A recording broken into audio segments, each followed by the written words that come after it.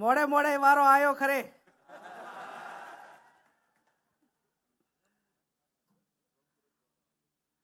બોલો સદારામ બાપુની, ભાતીજી મહારાજની, વેલનાથ બાપુની, માધાંતર બાપુની. આજે આ ગાંધીનગરની પવિત્ર ભૂમિ ઉપર ક્ષત્રિય ઠાકોર સમાજ, ક્ષત્રિય ઠાકોર સેના અલ્પેશભાઈના આ મંત્રને માન આપીને વધારેલા સ્ટેજ ઉપર બિરાજમાન સર્વ પક્ષીય ઠાકોર સમાજના સૌ અગ્રગણી આગેવાનો, આ મંત્રને માન આપીને વધારેલ મહેમાનશ્રીઓ,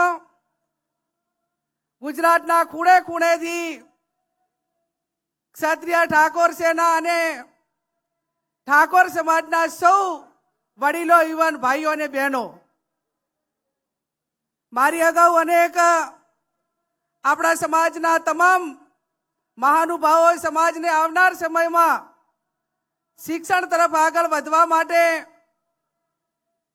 જે વાત કરી છે એ વાતમાં હું મારો સૂર પુરાવું છું. આજે આપણે બધા રાતના 3 વાગે કેમ ભેગા થયા? આપણે કયા પરિબળો સામે લડવાનું છે? આપણા વિકાસમાં કયા પરિબળો એ આપણા વિકાસને રૂંધે છે? તો એ પરિબળો એ છે, ચાહે વ્યસન હોય, નિરક્ષરતા હોય, અંધશ્રદ્ધા હોય, કુપોષણ હોય, બેરોજગારી હોય, આવા અનેક પરિબળો સામે વૈચારિક ક્રાંતિ કરીને આજે એના સામે લડવા માટેનો સંકલ્પ કરવાનો છે. અને સંકલ્પ કરવાનો છે ત્યારે આ પરિબળો આપણાને કઈ રીતે આગળ જતા અટકાવે છે એ આપણે બધાય ખૂબ સારી રીતે જાણીએ છીએ. સમાજને એક કરવાની વાત આવે, એના ઉજ્જવળ ભવિષ્ય માટેનો નિર્માણ માટેની વાત થતી હોય તો જેના અન્ન ભેગા એના મન ભેગા. આજે તમામ સમાજો, જે સમાજો વર્ષો પહેલા એક મંચ ઉપર આવ્યા, ખેલદિલીની ભાવના રાખી, વ્યક્તિને કાંઈ મળે કે ના મળે, પણ જે સમાજોએ એમના સમાજના ઉજ્જવળ ભવિષ્યની ચિંતા કરી, ક્યાંક ન્યાય કે અન્યાય થયો હોય તો પણ એમને સહન કરીને એમને સમાજને આગળ વધવા માટે ખૂબ પરિશ્રમ કર્યો, ખૂબ એમણે સંઘર્ષ કર્યો.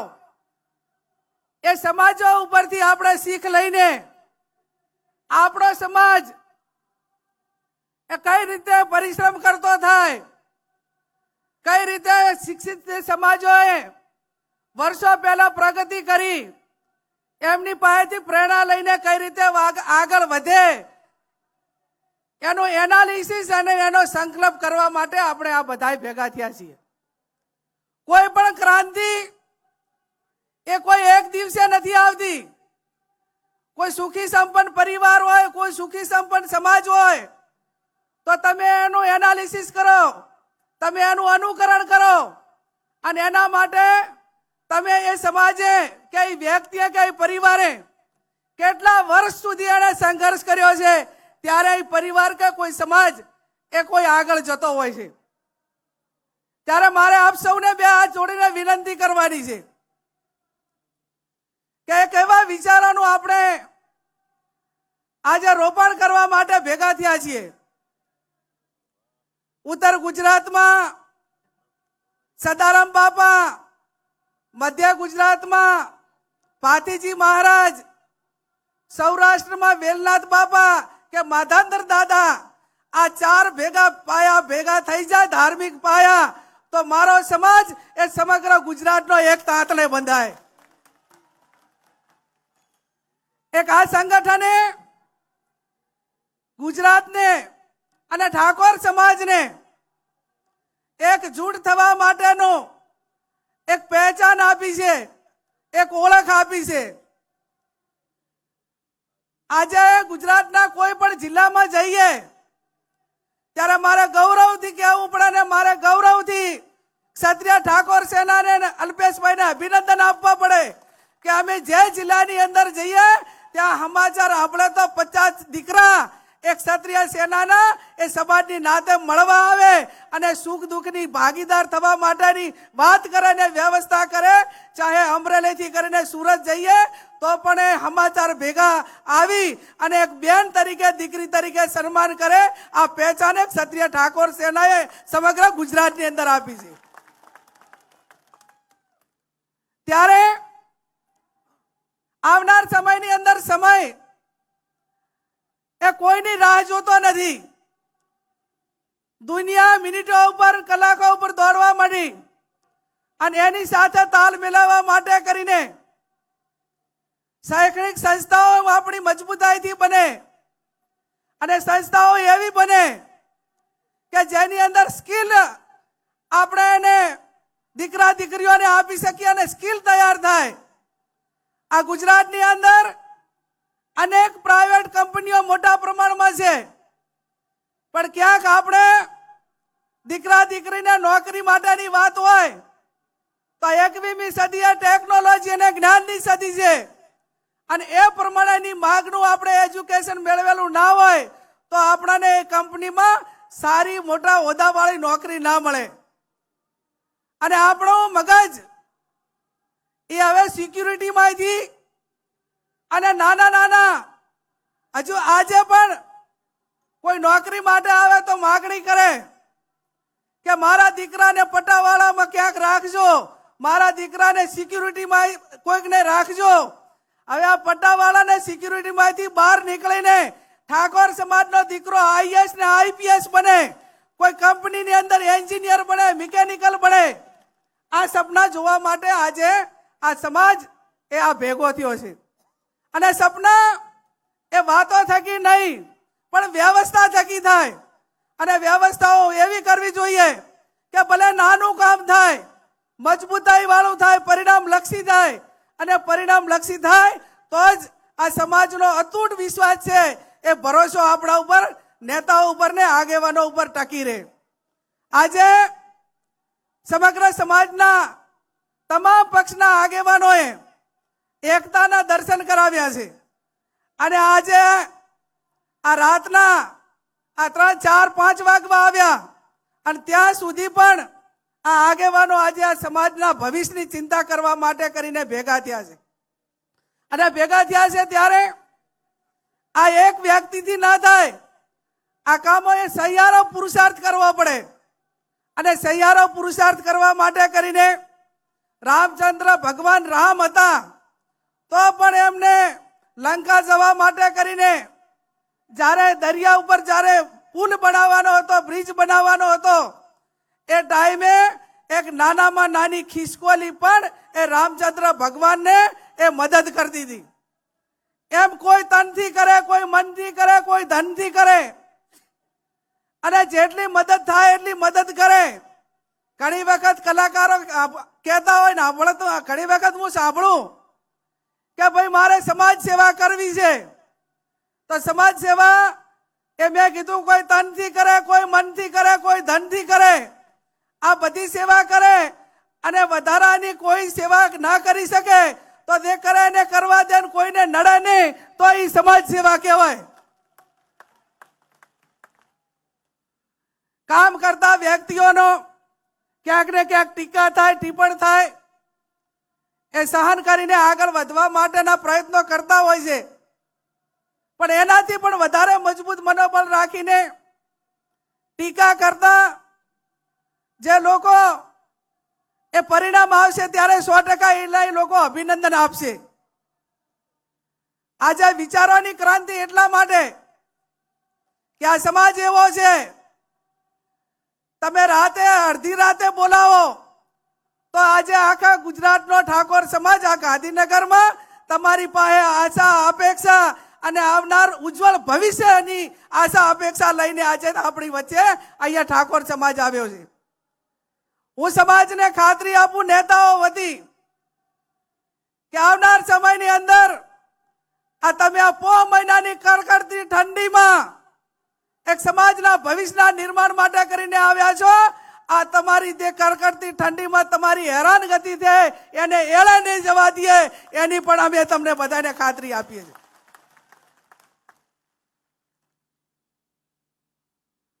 આવતીકાલે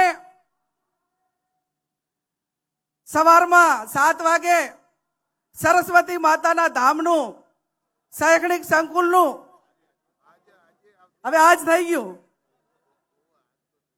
હમણાં કલાક 2 કલાક પછી 1 કલાક પછી સરસ્વતી માતાનું ધામનું ખાતમુહૂર્ત એ થવા જઈ રહ્યું છે.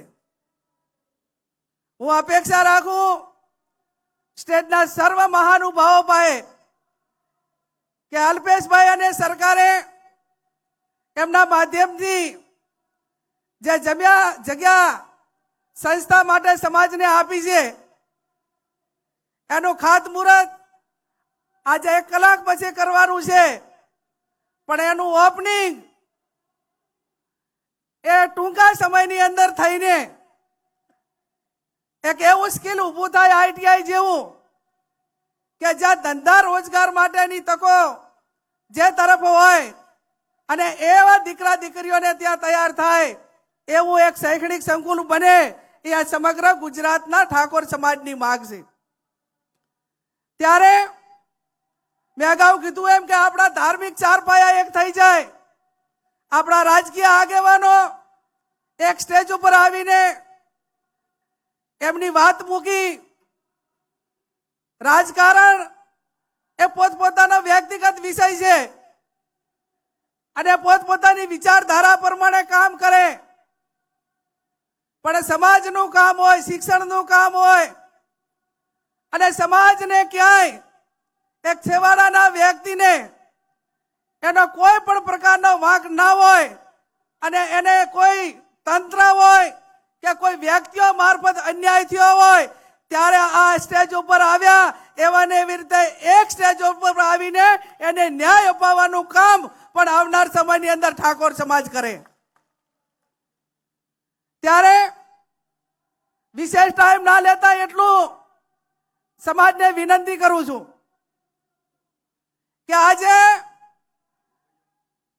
સમાજની અંદર સૌથી મોટી કોઈ સમસ્યા હોય, મુશ્કેલી હોય તો હમણાં વિક્રમભાઈએ એમના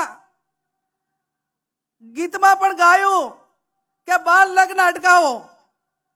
અને આ બાળ લગ્નના હિસાબે આવનાર પેઢી એક કુપોષિત પેઢી, એક તંદુરસ્ત પેઢીનું નિર્માણ નથી થતું.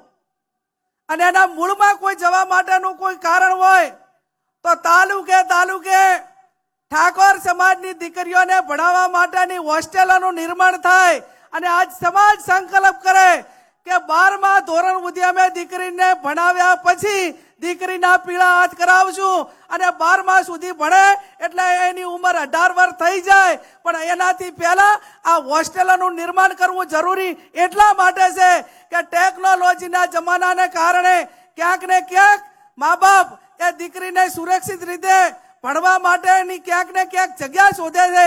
એ જગ્યા પૂરેપૂરી મળી રહે એના માટે કરીને દરેક તાલુકાએ કન્યા હોસ્ટેલના નિર્માણ થાય એ પણ આજના દિવસે આ આગેવાનોએ ને સમાજે એનો સંકલ્પ લેવાનો છે. અને સંકલ્પ લેવાનો છે ત્યારે આપણા દીકરા દીકરીઓ એ બંનેને રોજગારી મળે. સમય એવો છે કે દીકરી પોતે સ્વનિર્ભર રીતે એ આર્થિક રીતે સક્ષમ બને. અને આર્થિક રીતે સક્ષમ બને એટલા માટે નોકરી હોય, નાના મોટો ધંધો હોય, એ પોતે ભણેલી હોય તો એને પોતે રસ્તો કાઢીને કંઈક નાના મોટી પરિવારમાં તકલીફ હોય તો પણ એ પરિસ્થિતિનો મુકાબલો કરીને સૌમાનભેર જીવે. અને એટલા માટે આવનાર સમયમાં મહિલાઓની રોજગારી કઈ રીતે વધે એ વ્યવસ્થાને વિચાર કરવાની પણ અત્યારે માંગ છે. હું ઘણી વખત ગામડાની અંદર જાઉં ત્યારે મારી પાસે રજૂઆતો આવે અને હમણાં મને 12 મહિના પહેલા એક વ્યક્તિએ કીધું અને મને પોતાને સમાચાર મળ્યા કે તમે આ 5 વીઘા જમીન હતી એ તમે ગીરવે કેમ મૂકી અને તમે આર્થિક રીતે કાંઈ ગીરવે મૂકે એવી પરિસ્થિતિ તમારી નથી, સારી છે. તમે અમદાવાદ રહો છો અને છતાં જમીન કેમ ગીરવે મૂકી? તો કે બેન, આપણા સમાજમાં હગું આવે અને દીકરીનું કોઈ દીકરાની હગાઈ પૂછે તો દીકરીના મા બાપ પેલું એવું કે મારી દીકરી ખેતરે નહીં જાય, મારી દીકરી ખેતરે નહીં જાય એવી વાત મૂકે તો પછી મારે જમીન રાખીને શું કરવાની? એટલે મારો કહેવાનો અર્થ એટલો છે કે દીકરીઓને કેળવણી એવી આપો કે કોઈ પણ મોરચે લડી લેવાની તાકાત ધરાવતી દીકરીઓ આપણા સમાજની અંદર હોય. ચાહે ખેતીવાડીનું કામ હોય, ઘરકામ હોય, નોકરીનું હોય, સ્વનિર્ભર હોય, તમામ પ્રકારનો કોઈ એવી વસ્તુ ના હોવી જોઈએ કે જે કામ ઠાકોર સમાજની દીકરીને ના આવડતું હોય. એની સંપૂર્ણ રીતે કેળવણી થાય એ આ વર્તમાન સમયની માંગ છે. ત્યારે આજે આમ તો અમે દિયોદરથી શરૂઆત કરી હતી. બધાએ તમે બધા એમ કહેતા, આ ઓડિયન્સ તમે બધા બેઠા સમગ્ર ગુજરાતમાં, કે અમારે બધા અમે નીચેવાળા તો બધા એક છે, પણ તમે મોટા મોટા માણસો, બધા ધારાસભ્યો, માજી ધારાસભ્યો, બધા મેન આગેવાનો છો, સમાજ સેવક વાળા બધા, એ બધા એક થાય ને તો અમને કામ કરવા માટેની મોકળાશ મળે. એટલે એની શરૂઆત 72 વર્ષથી દિયોદર મુકામે કરી, બનાસકાંઠાએ કરી, અહીંયાથી કરીને બીજા સંમેલનો થયા અને સમાજના ખર્ચા એ ઓછા થાય, સમાજ એ આર્થિક રીતે બરબાદ ન થાય એના માટે કરીને ઉત્તર ગુજરાતના 3 જિલ્લાએ સામાજિક બંધારણ જે તૈયાર કર્યું એ બંધારણ સમગ્ર ગુજરાતના ખૂણે ખૂણે દરેક જિલ્લાની અંદર આવું બંધારણ એ વિસ્તાર પ્રમાણે થાય. એ પણ આવનાર સમયની અંદર તમામ સ્ટેજ ઉપર બેઠેલા તમામ આગેવાનોએ અને આપ સૌએ સાથે મળીને કરવું પડશે. એક સમાજ, એક રિવાજ, એક રિવાજ શ્રેષ્ઠ રિવાજ, અને શ્રેષ્ઠ રિવાજ એ શ્રેષ્ઠ સમાજના નિર્માણ કરવા માટે કરીને ક્યાંક નાના મોટું મનમેળ હોય ના હોય તો એને પણ સાઈડમાં રાખીને સમાજના કામમાં એક થજો. મારી પાસે વિક્રમભાઈએ માગણી મૂકી અને એમને વાત કરી કે બેન આ ડીજે વાળાની એમની માગણી છે, એટલે હવે આ જે બંધારણ એ કોઈ જ્ઞાની બેને નથી બનાવ્યું, સમગ્ર ઉત્તર ગુજરાતના 3 જિલ્લાઓએ સાથે મળીને બનાવ્યું છે. અને એ દિવસે એવી જાહેરાત કરી છે કે આના 1 વર્ષ પછી 4/1/2027 રોજ જ્યારે એને 1 વર્ષ પૂરું થાય અને એની ઉજવણી થાય એ ટાઈમે ચર્ચામાં મૂકીશું અને એમાં તમે પણ બધાએ આવજો.